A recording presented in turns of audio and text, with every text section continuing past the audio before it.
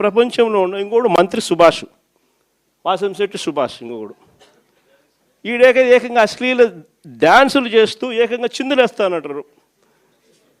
అశ్లీల డ్యాన్సులు చేస్తూ ఏకంగా స్టేజ్ ఎక్కి చిందులేస్తాడు మంత్రి. అసలు నాకు ఆశ్చర్యంగా ఉంది. అసలు జంగల్ రాజ్యం అని అంటే ఇంకా వేరే పేరు ఏమైనా ఉంటుందా ఈ ప్రభుత్వంలో జరుగుతూ ఉన్న పనులకు?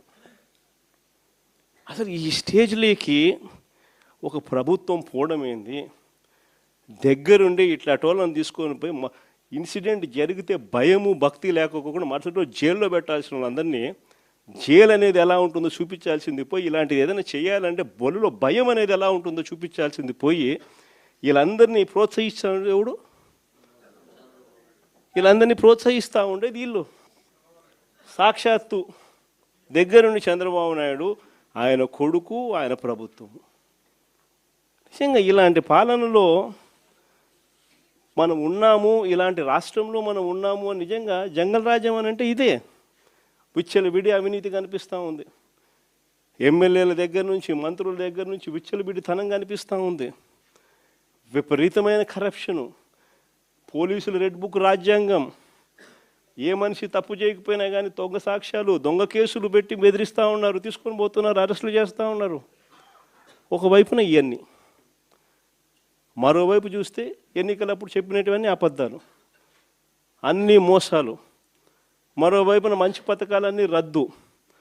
ఇంకోవైపు చూస్తే వ్యవస్థలన్నీ కొలాప్స్. ఈ మాదిరిగా సాగుతూ ఉంది చంద్రబాబు నాయుడు పాలన. ఇలాంటి దుర్మార్గమైన పాలన మధ్య వైఎస్ఆర్సీపీ కార్యకర్తలు ప్రజల తరపున నిలబడే ఒక గొప్ప యజ్ఞం చేస్తూ ఉన్నారని చెప్పి గర్వంగా చెప్తాను. ఇలాంటి పాలన మధ్య ప్రజలకు నిజంగా వైఎస్ఆర్సీపీ పార్టీ అవసరం ఉంది. ప్రతి కష్టంలోనూ మనకు ప్రజలకు తోడుగా ఉండాల్సిన ధర్మం మన మీద ఉంది.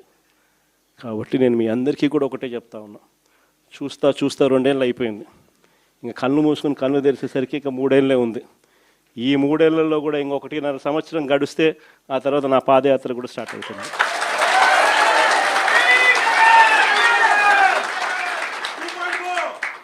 ఒకసారి నా పాదయాత్ర కూడా స్టార్ట్ అయిందంటే ఆ తర్వాత మరో 1.5 సంవత్సరం పూర్తి